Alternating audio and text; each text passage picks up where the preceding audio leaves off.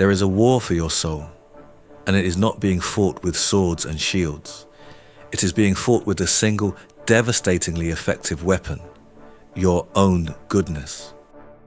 From the moment you were born, you were taught a dangerous lie. You were taught that to be good is to be worthy. You were praised when you were quiet, rewarded when you were compliant, celebrated when you sacrificed your own needs for the needs of others. You learned to call your fear of conflict kindness. You learned to call your inability to say no generosity. You learned to call your terror of being disliked humility. And over time you built a prison for yourself, a beautiful, socially acceptable prison, and you called it character. You became a master of shrinking, of yielding, of making yourself small so that others could feel big.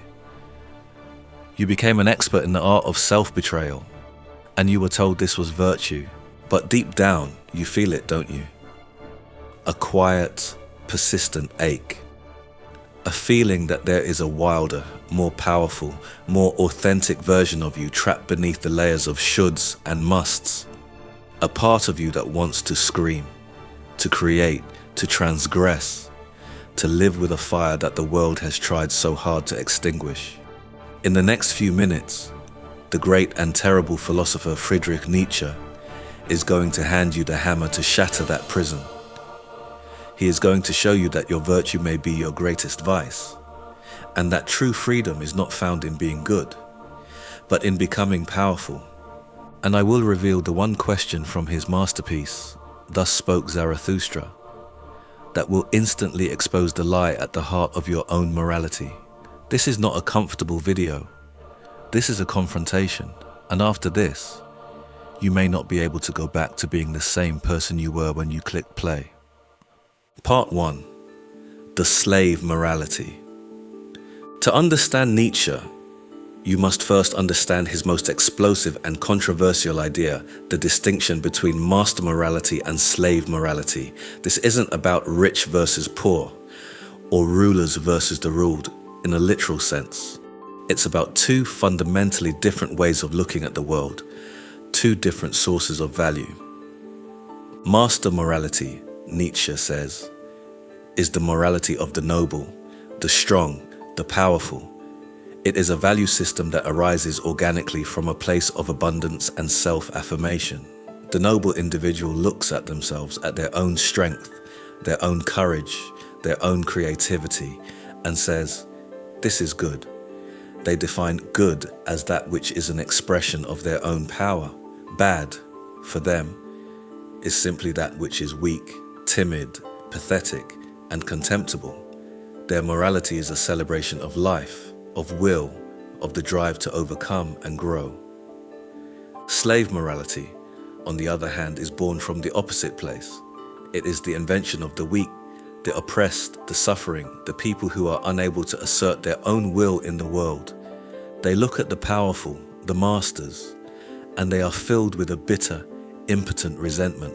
They cannot defeat the masters in a direct confrontation of strength, so they do something far more cunning, far more insidious.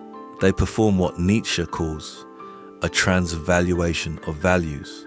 They take everything the master calls good, strength, pride, ambition, power, and they relabel it as evil. And then they take everything that is a characteristic of their own weakness, humility, patience, pity, obedience, turning the other cheek, and they elevate it to the status of the highest virtue.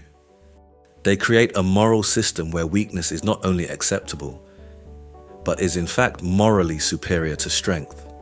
The meek shall inherit the earth, they whisper. This, Nietzsche argues, is the most brilliant and poisonous act of revenge in human history. It is a morality born not from love, but from hatred. It is a system designed not to empower, but to domesticate. It is a cage disguised as a halo. And this, Nietzsche declares with thunderous force, is the morality that has come to dominate Western civilization. We have been raised in a system of values created by the resentful to keep the potentially powerful in check. We have been taught to be ashamed of our own strength. to feel guilty for our own ambition, to see our own drive for power as a sin. We have been conditioned to believe that self-sacrifice is the highest good, that self-denial is a sign of holiness, and that our primary purpose is to be useful to others. This is the demanding virtue, the virtue that is always measuring, always judging, always keeping score. The virtue that makes you feel guilty for setting a boundary, for putting yourself first, for daring to pursue your own vision of a meaningful life. It is the voice in your head that calls you selfish whenever you act from a place of authentic desire. It is the cultural pressure that tells you to be a good person, which all too often means being a compliant, predictable, and harmless person. Nietzsche saw this with terrifying clarity. He saw that this morality, which presents itself as the path to righteousness, is in fact the path to mediocrity. It is a system designed to level everyone down to the same safe, manageable standard. It is a herd morality, and its primary function is to protect the herd from the one thing it fears most, the individual who dares to stand alone. This is the prison you have been living in, a prison built with the bricks of goodness, cemented with the mortar of guilt, and the first step to breaking out is to recognize that the walls are there. It is to look at your own virtues, your own moral certainties, and to ask the most dangerous question of all. Where did they come from? Did you choose them?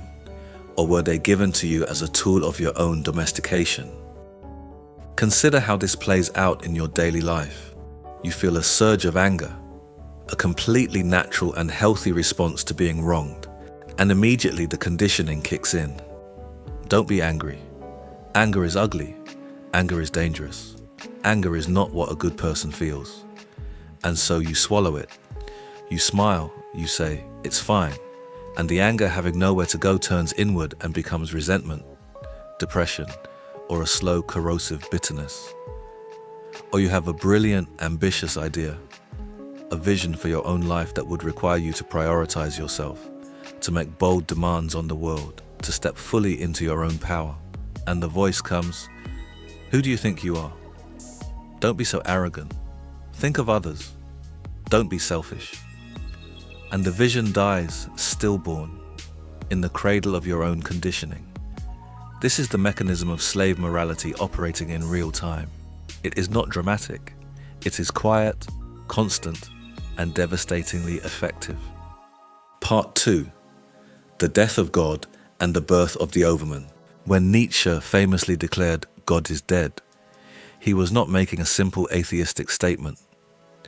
He was announcing the collapse of the entire foundation upon which Western morality had been built for 2 millennia. The death of God means the death of absolute truth, the death of a preordained cosmic order, the death of the idea that there is a universal, divinely given set of rules that we must all follow. For most people, this is a terrifying prospect. It is the ultimate abyss. If there is no God, if there are no absolute commandments, then everything is permitted. Chaos, nihilism, and despair seem to be the only logical consequences. This is the vertigo that Nietzsche saw coming, the great wave of meaninglessness that he knew would wash over the modern world. He called it the most uncanny of all guests, and he knew it was standing at the door. But for Nietzsche, the death of God was not just a catastrophe. It was also a magnificent opportunity.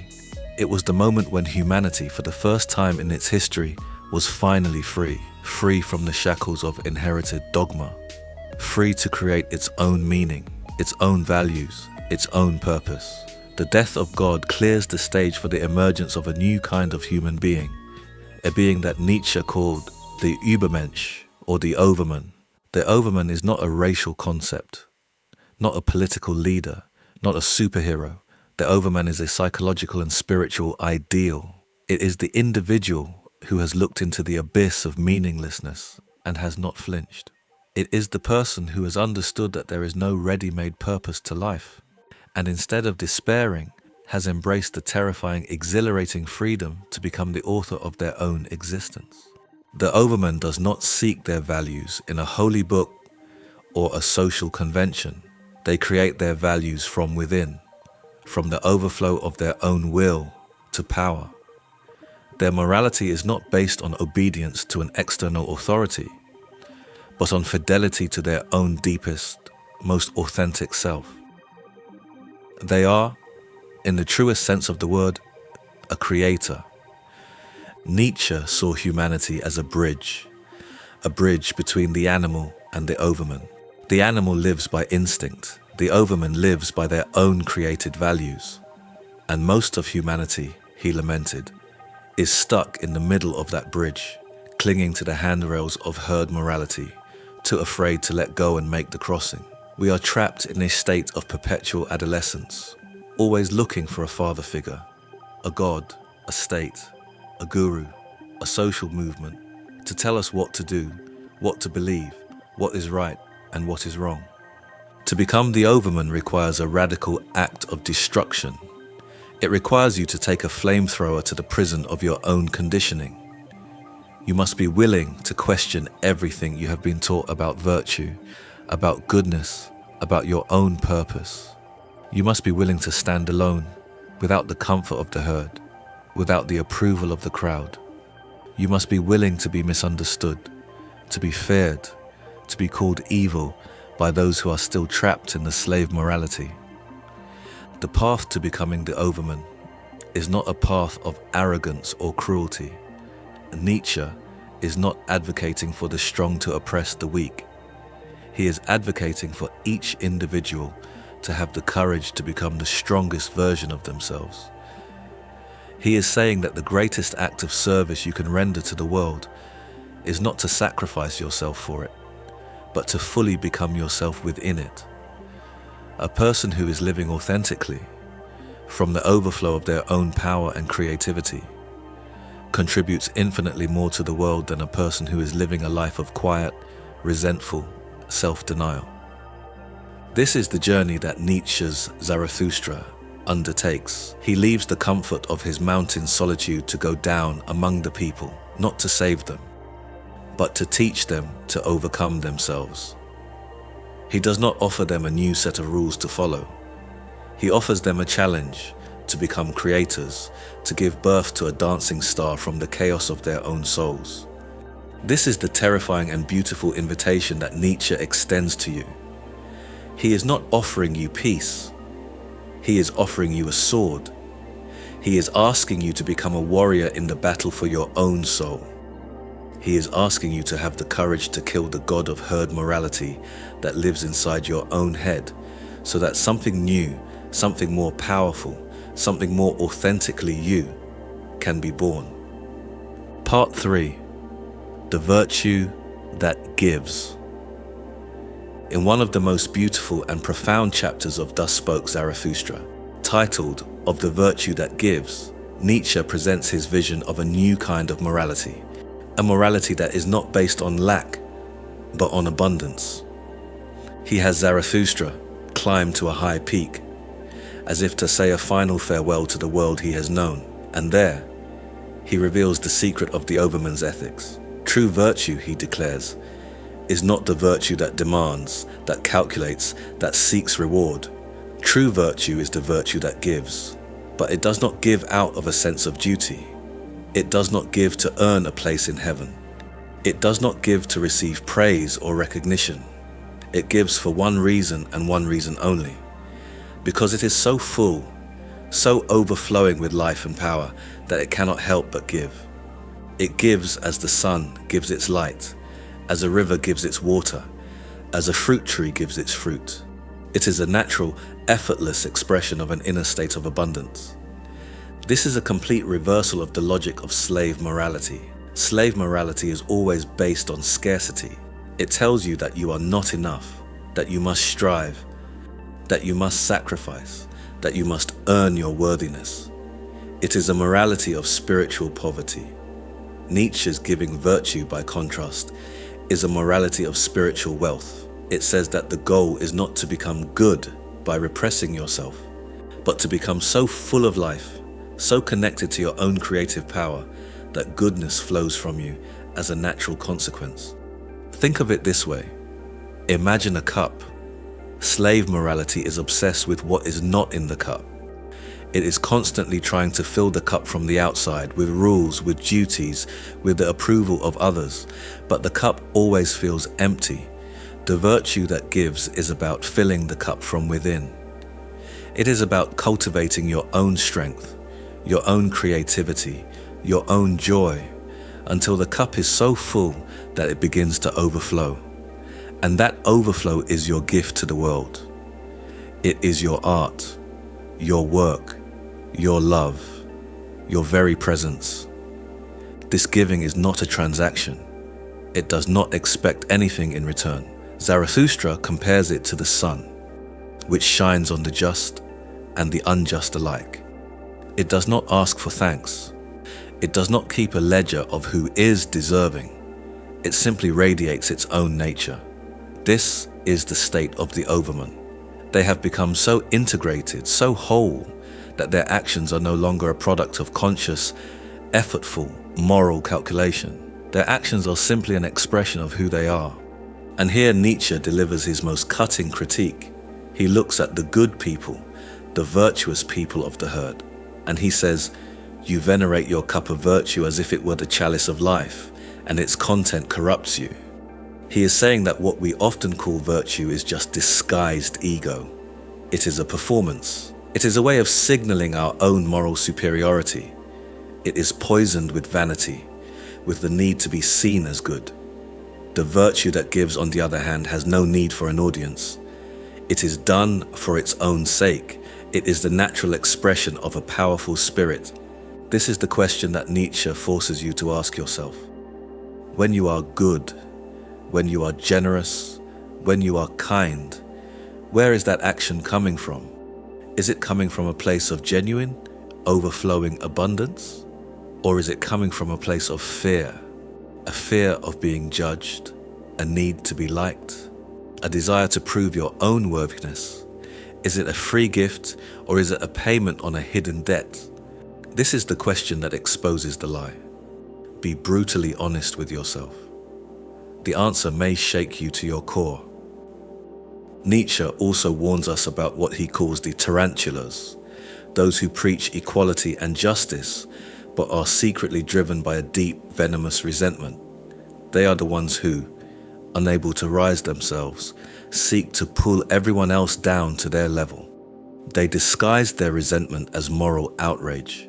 They weaponize virtue as a means of control. You have met these people. You may have been one of them at some point. The tarantula's bite is subtle. It injects you with the poison of guilt, of obligation, of the belief that your own flourishing is somehow an act of injustice against others. Learning to recognize this poison in others and in yourself is one of the most liberating acts of self-awareness you can undertake. Part 4. The sacred silence. Even the most powerful virtue, Nietzsche warns, is not eternal. Everything that lives must also die, and so, after describing the virtue that gives, Zarathustra does something shocking. He falls silent. He withdraws. He returns to his solitude. This is not an act of failure or exhaustion. It is an act of profound wisdom. It is the final, crucial piece of Nietzsche's vision of a powerful life. The true creator, the spirit that gives from a place of abundance, must also know when to stop giving.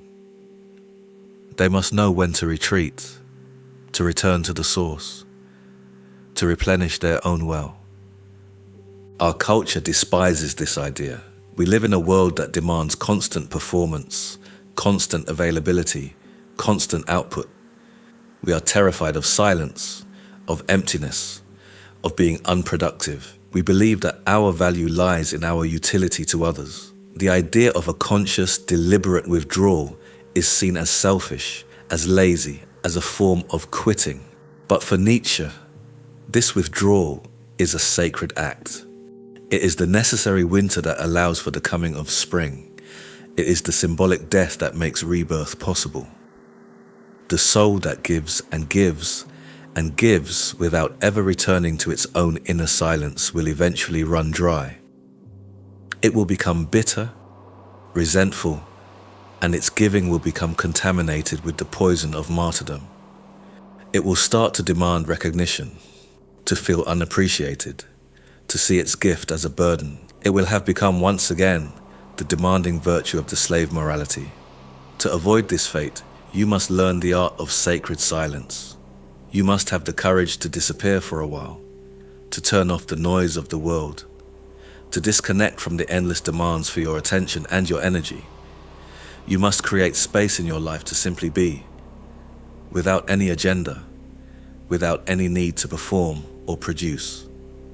Nietzsche understood that the modern world would make this withdrawal increasingly difficult. He saw the rise of what he called the last man, the comfortable, the complacent, the person who has traded all ambition and all depth for the shallow pleasures of safety and entertainment. The last man blinks and says, "We have invented happiness."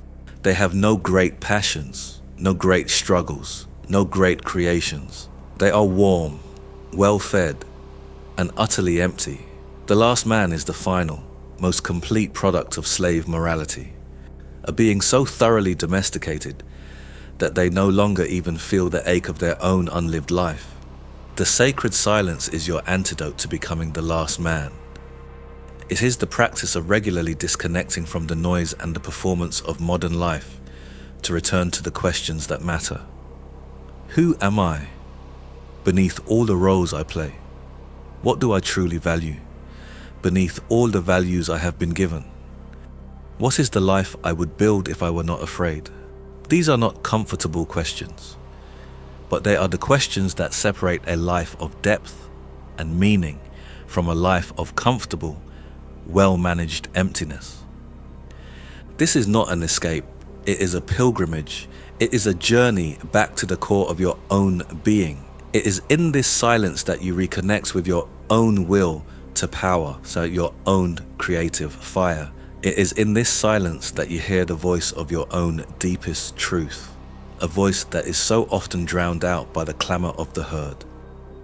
It is in this silence that you shed the skins of the person you are supposed to be, and you remember the person you truly are.